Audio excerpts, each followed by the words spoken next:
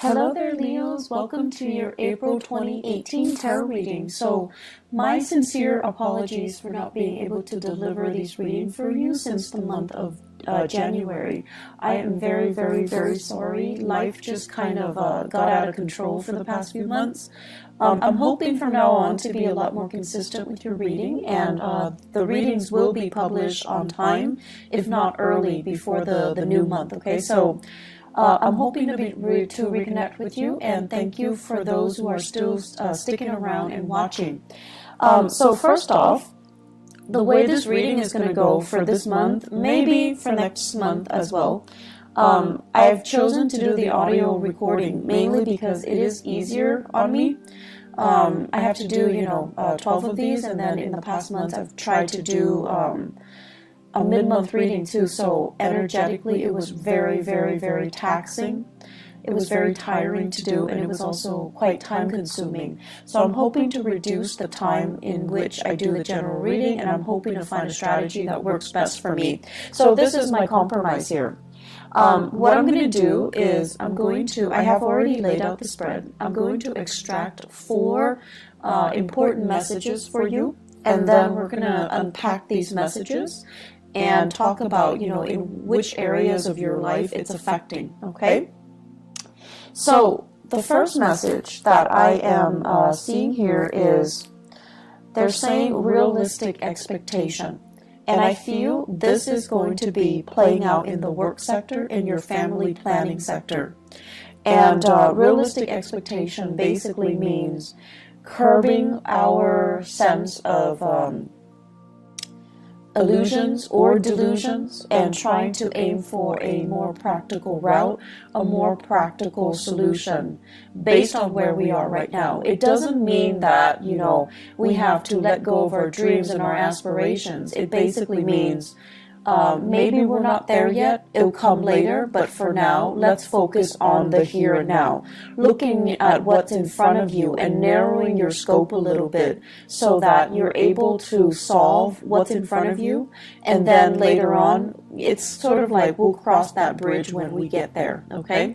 Breaking up the work, breaking up the worries, breaking up the problems into more manageable pieces so that you can tackle them rather than letting them overwhelm you, okay? So realistic expectations, realistic solutions. The second message here, it's actually really, really beautiful. They are saying loving companion. So you have a lot of love, a lot of family support, a lot of people in your midst that you can turn to, that you can, seek that emotional fulfillment from, and it give you a lot of emotional support. Friends are out there, people are out there. I feel, though, a lot of the times you are too proud to ask for help. Okay, you are, fire signs in general like to be independent. They don't like to weave a sob story and have other people feel sorry for them.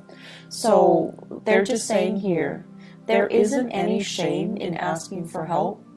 And especially if you've got such amazing people around you, it is really important to, ask for help. Okay. I feel like they will be more than happy to assist in any way they can, and I don't feel that you're abusing it or anything like that, so definitely ask for help if you can. The third message here, it's emotional maturation. And this is a really, really good message across the board for any sign that I read for. Emotional maturation is a process of seeing outside of ourselves, of seeing and anticipating what other people are dealing with, what other people need from us. Is there any way that we can alleviate the suffering, the emotional turmoil, the problems of other people, okay? Seeing outside of ourselves, being a lot more considerate, a lot more thoughtful in assisting other people. And it's not just giving assistance, but it's sort of like putting our ego, our needs aside so that we can understand and be in the present moment and have this mutual understanding, this sympathy and empathy and mutual rapport with another human being. So I feel like there's a lot to be said here with that message alone, okay? And I'm going to go back to it. The last message here, nickel and dime. So I feel like financially there's something going on with you guys, and I have been feeling this for the past few months. So we're going to unpack that, and we're going to talk about, ways in which you can start to rebuild this financial foundation. So what I have here, realistic expectation, first message. This is showing up in your family planning sector, okay? And what I feel here is there is a need here to kind of consult your partner. I feel like for many of you, you're a little bit extravagant when it comes to spending, when it comes to buying things, when it comes to splurging. It's like you're quite lenient with yourself when it comes to spending, okay? And you have somebody that's kind of like controlling the purse strings. It could be a relationship partner. It could be a housemate, a flatmate. It could also be like whoever it is that, you're sharing resources with. And so there's a sense here of needing to consult the other person before you make big purchases, before you do major decisions. And I'm also feeling at this point there is a need to want to add additional member into the household, such as getting pregnant, family planning, adopting a dog, adopting a baby, taking in elderly parents is what I'm sensing. And these elderly parents can be overseas as well. So I feel like there's this discussion, this conversation about getting more people into the household, or the household is getting a little bit too crowded, so why don't we leave the household and seek our own space, seek a bigger housing environment, or purchase a property outright. So I feel like there's some fluctuation here within the home, but either way, it points towards expansion. It points towards something bigger, something better, okay?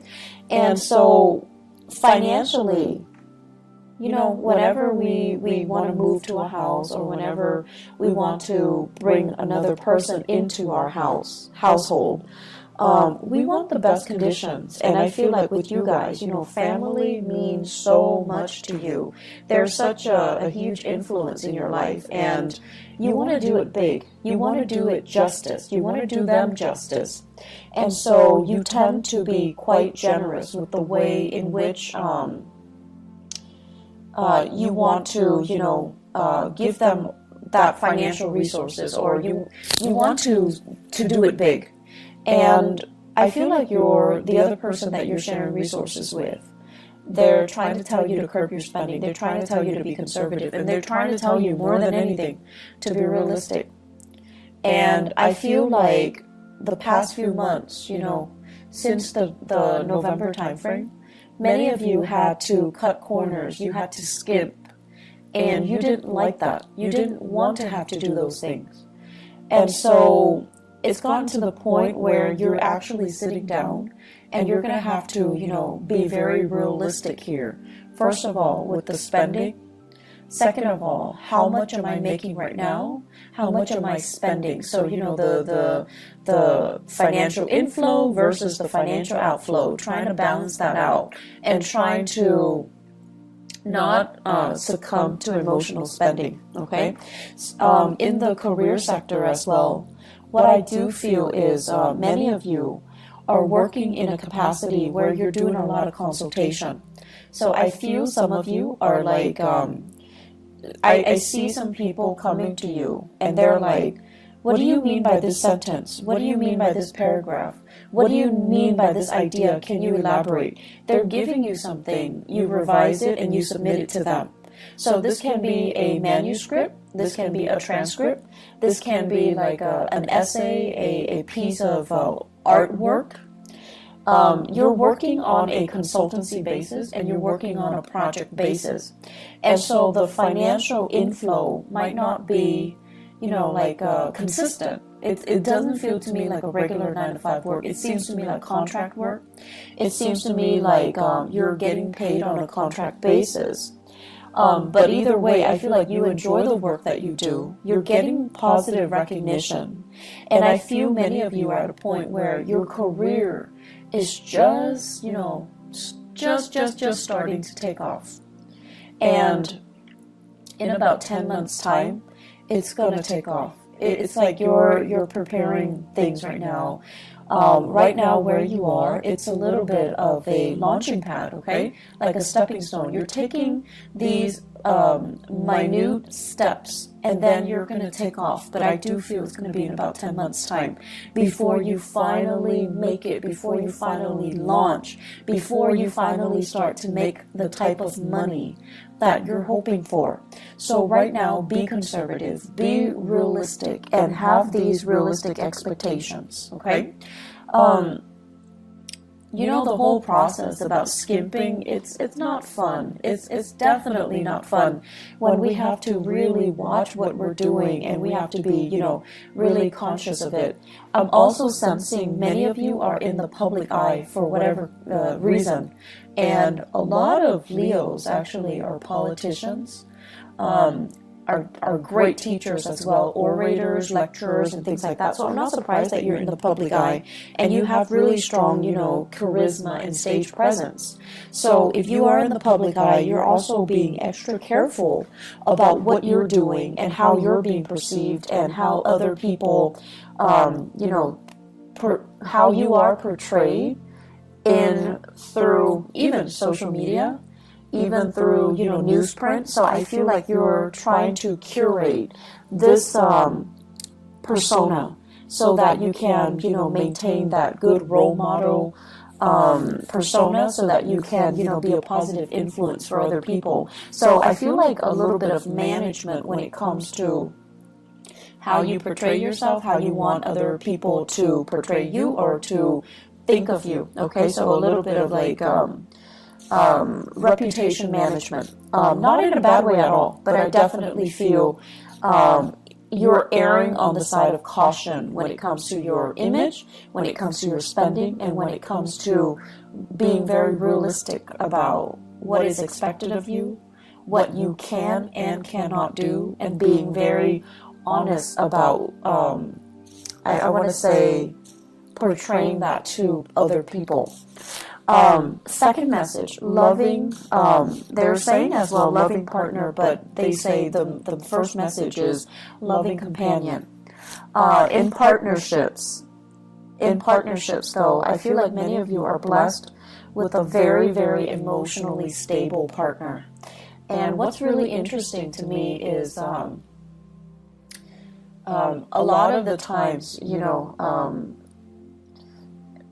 so Leo, to me, the sign of Leo, it's very dramatic, okay? It's a fire sign, but it's also ruled by the sun.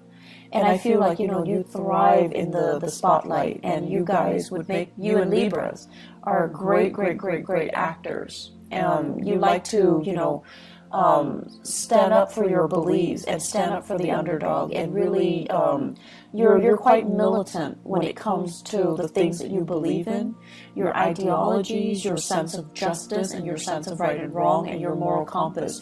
You're very apt about defending what you feel is right, okay? But I also feel like there is a sense of spectacle and drama associated with the things that you like to do. You like high intensity. And so naturally, I see a lot of Leo people naturally attracted to a partner that is a little bit milder, a little bit more distant, a little bit more emotionally controlled. And I feel like you're naturally drawn to these people because of differences. But you're also drawn to them because I feel like they make you feel stable. When you're interacting with them, they help calm you down. They help to really mellow you out. And because they're so calm and so cool and collected, they're naturally drawn to your energy. They're naturally drawn to that sense of drama and passion. And there's just immense chemistry. So you have a partner here that is very like it's like a calm lake, okay? Someone who's really calm, and they're great under pressure, and they never act out of character. They never break that facade, which I think is really admirable. So you have a partner here that is kind of someone who's like, I don't want to say indulging you, because that sounds so patronizing, but I don't feel like it has any negative connotation. So for example, I see you guys excitedly, coming home, and you have this latest project, this latest idea that you want to implement, and you're like, talking a mile a minute, excitedly gesturing and telling your partner about everything that you experience and what you're planning to do. And I see your partner sitting there kind of smiling with a little bit of a smirk, because they're amused. They're amused by how excitable you can get. They're amused by how passionate you can be. And they're amused by how, totally immersed you are when you are passionate about something. I feel like that's why they're really, really drawn towards you guys. And you know how when you watch children, when they're really, really immersed in something, they're like so happy. They're just so pure, and just all you see is this ball of joy. And that's what it feels like to your partner when they're observing you do something. They're just amazed by how, I want to say, single-minded you can be when you are really, really passionate about something. And so you've got a partner that is really emotionally supportive. You've got a partner that is, it's like they're willing to go above and beyond just to capture that moment, just to, sustain or recreate or to maintain that moment so that you can be so happy, okay? Like they love seeing that in you, and they're willing to jump through hoops to make it happen, just to realize your dreams, just to make you constantly that happy. For many of you, I feel here you have a water sign, a Pisces, Cancer, Scorpio. This is a person that is really, really, really grounded. They love you, they support you, and they don't feel threatened at all by your achievement. So, needless to say, I just feel like a good partner should never feel threatened. A good partner should always emotionally support us from behind the scenes if they need to, okay? But some couples, it's really difficult for them to share the spotlight.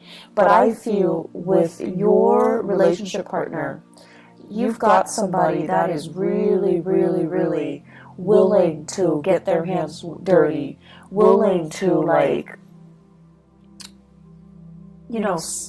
make it through with you, willing to, go through thick and thin with you. So you've got somebody who is really amazing by your side. For others of you, I feel here an earth sign, okay? So a Taurus, a Virgo, or a Capricorn. And I'm sensing so if it's an earth sign, the tendency is like this. You give them all these ideas, and rather than just being quiet, they're going to say okay, you can do this, but you're going to need to change these things. So it feels a little bit like they're poking holes in your theory, and you're going to feel like, but this is just the preliminary stages. I'm just thinking about this right now, and this is not the final product. And so you're getting a little bit defensive. But this person, the way that earth signs operate, they show they care by listening to you and giving feedback. That's just the way they are programmed, and that's just the way they operate.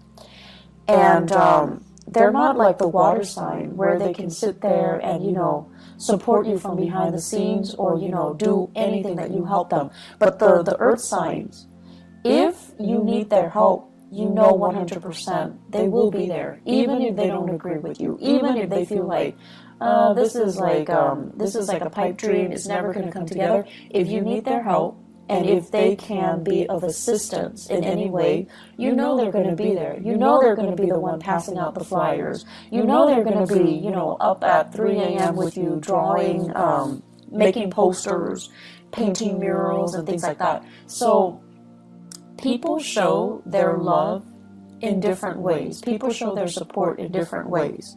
And so just because one person is like listening and they're not doing the actions like the water sign, doesn't mean they don't love you. And just because, you know, the other person is like poking holes in your theory, like the earth sign, they're a little bit more critical, and they need to make sure that you know what you're getting yourself into, just because they care.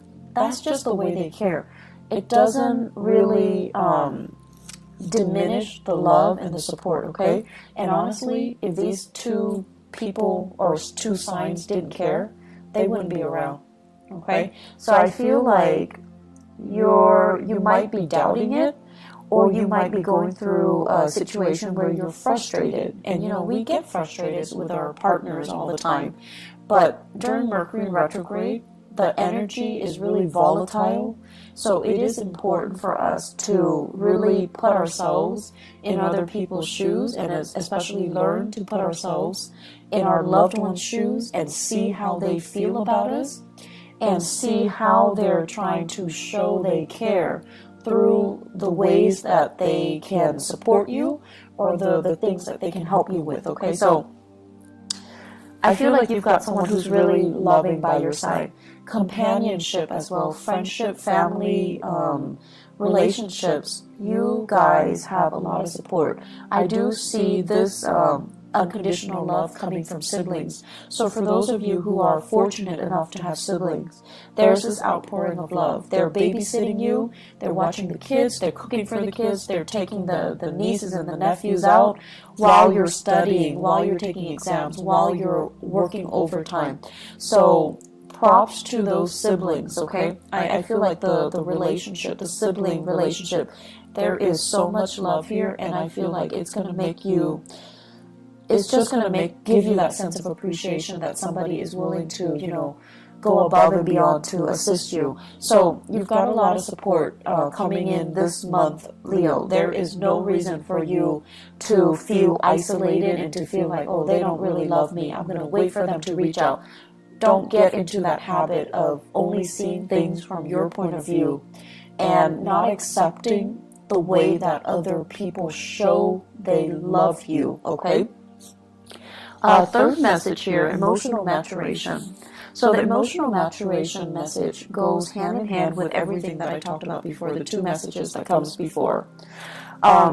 You're at a point where recently, as of, I'm seeing the time of Scorpio last year, so November 2017, things were a little bit rough for you. So I feel like there was a major disappointment here. There were major obstacles and major setbacks.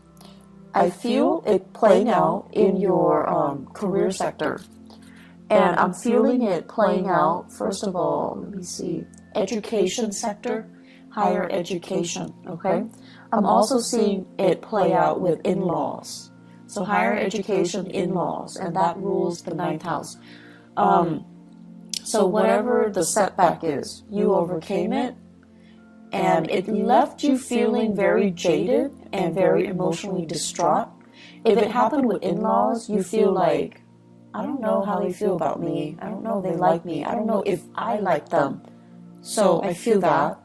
If it happened in the higher education sector, I feel like you feel disillusioned. You feel like, is this the right field? Am I going to be able to get a good job? I've invested so much time. Am I going to be able to, you know, am I still in love with the work? Am I still in love with the profession? Am I still in love with the subject matter to be doing it for the rest of my life?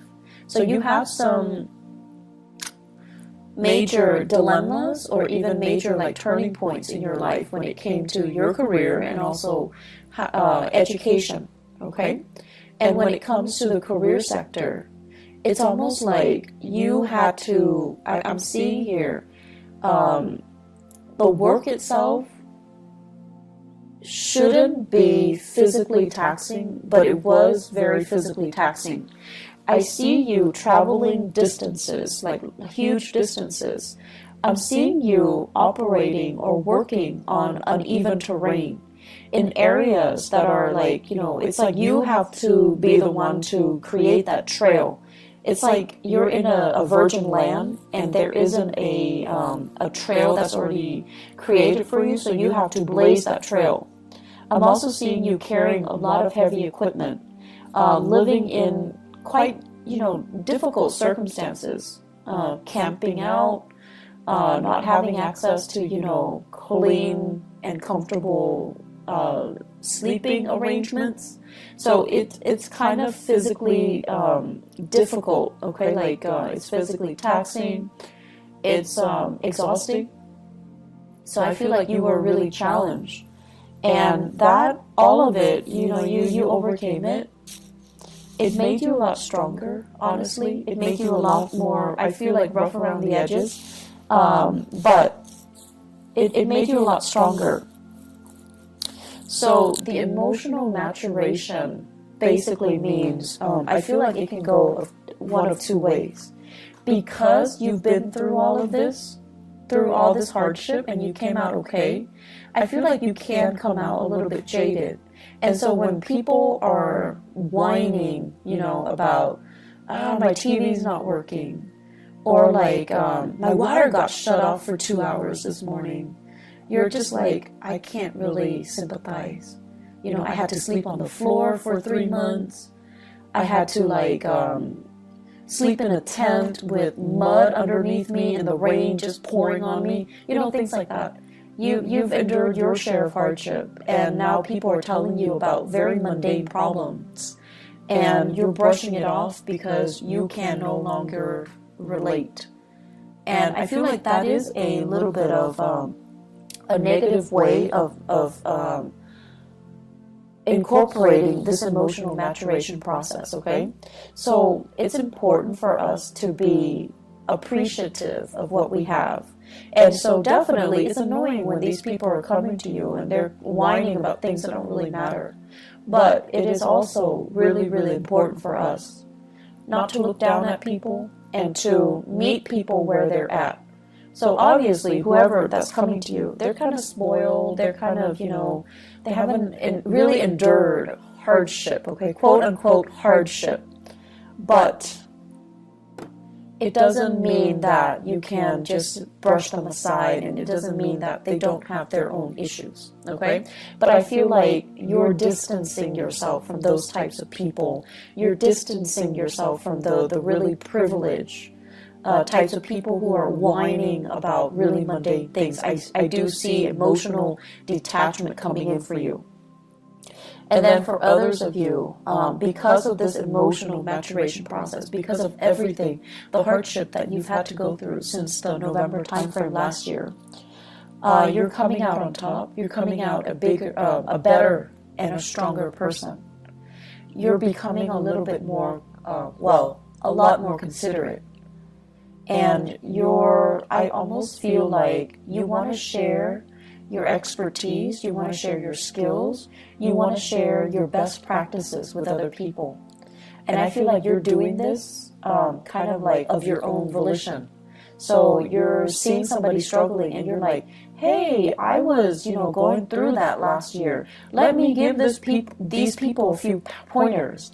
And then I see you put in a position where you're teaching them, you're guiding them, or you're giving them, pointers as to what they need to do. Okay, so it's actually a really beautiful process because you're sharing your knowledge and you're sharing it in a way where you intuitively know it's going to help them. They're going to be where you were last year. They're going to be in that same spot.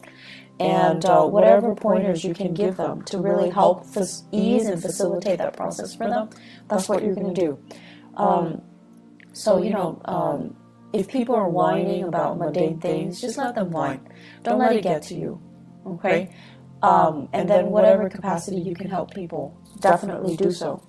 The final message that I'm going to leave you guys with here is nickel and dime. And the nickel and dime isn't so much about being bankrupt or being, destitute. It's more about foregoing immediate pleasures for long-term gain, okay? So you're really, really, really, really thinking about, I feel many of you the way that you're thinking about money is definitely going to change for the next 10 months. And the way in which I feel like your framework regarding money as a means to an end and not an end in itself. And I know that sounds really cliche, but it needs to be said. Because I feel like there was a lot of money wasted. A lot of money wasted for the past 3 years. And I feel like some of you know exactly what I'm talking about. Money that came really fast, they left your hands really fast. And I also feel as well, let me see, money that you thought was going to be around forever and ever and ever. Money that it's like it's like a bottomless well, okay? You need it, it's there. You need it, it's there. Or the work situation was so prosperous. You worked and there's that paycheck, but something happened. And then the supply of money or the consistency just wasn't, it's no longer here anymore. And so you're really, really thinking about the building blocks for your future wealth and prosperity. You're nickel and diming yourself. You're being very, very cautious about spending. You're being a lot more responsible. And you're obsessively, checking the bank accounts. Some of you are waiting for sources of funding to come in, and it's getting delayed. Okay? And so it's not a good place to be when we count on something and it's not there. But I feel like it's going to clear up for you. Let me see, 1, 2, 3, 4. I want to say like 5 weeks time. 5 weeks time might take us into the May time frame. Okay, so May. I'm also sensing as well, it's just like the financial situation is a little bit unstable right now. Keep trucking on, keep saving. And I know it's not fun to, have to nickel and dime ourselves and to have to, be super, super conservative. And I feel like the only danger for you guys is you have to do it for so many months before you're just like, F it. And then you splurge, and then you go through, periods of like intense spending. So please be careful about that. Home renovation, that's in order. It's going to be wonderful. It's looking really good. I also feel as well, they're saying here, they keep saying, your siblings, you've got amazing siblings, okay? Whatever you think they feel about you, yes, they think you're stubborn. Yes, they think like, oh my gosh, you are such a, like, they're like a bull, like someone who's extremely stubborn, extremely bullish in their ways, or, just like, they won't listen. So it's like you've got your opinions made. You've got your ideas fixed, right? And no matter what they do, they can't persuade you. Yes, they think of all these things about you, but they do really love you as well. So don't make the process difficult. Don't do that to the people that you love. And they love you, so no matter how much you guys argue, there's still a lot of love there. So approach it with a little bit of compassion, okay? And be a little bit more flexible. There is some really big karma here about money.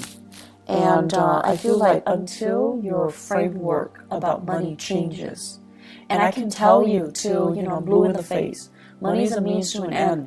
Until that light bulb kind of, switches on in your head, until you truly, truly, truly understand what that means. The financial prosperity that I mentioned coming in the October timeframe, it's going to be delayed. So until you really grasp that lesson. So what exactly does that mean? I feel like you're going to spend from now until the May timeframe trying to figure this out. And once you figure it out, lesson learned, there's going to be huge prosperity coming in the later part of the year, okay? you have some really important things that needs to be worked through and needs to be experienced during this Mercury retrograde cycle. So I'm sensing here that, you know, learning to get your financial affairs in order, having a game plan for yourself, start saving and start rethinking about, you know, how you see money and how you think about financial foundation and financial, you know, financial prosperity. That's going to be really important, okay? So Leos, I wish you all the best, and I'll be back for next month's reading, okay? Take care of yourself and enjoy the rest of this month. Bye-bye.